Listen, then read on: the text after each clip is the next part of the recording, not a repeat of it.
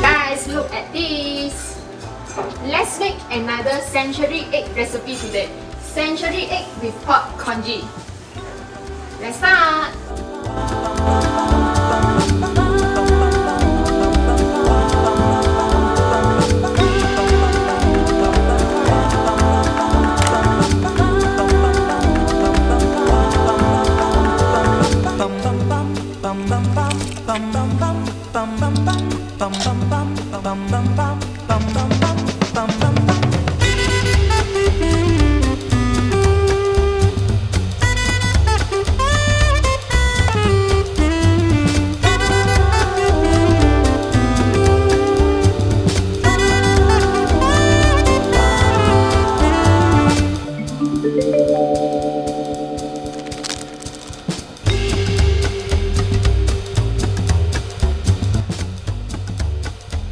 Let's try this century egg with pork congee. Lisa! What is that? You must try this now.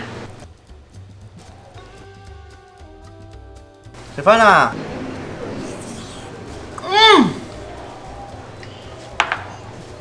Up! No taste. You eat. Try now. It's good. It's good. Do you taste the century egg? No, I don't want. You already eat the century egg actually. Already? Oh, just now. There's century egg inside. But you didn't taste it, right? Yeah. Lisarap. Oh, you na.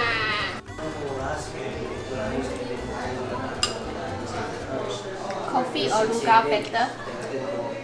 Lugaw better. Century egg is good for lugaw, not for coffee, ah.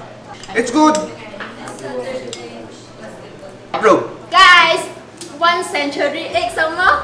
Exotic food. Please like, Share Comment! and subscribe. Lisa. rap. See you next week. Energy!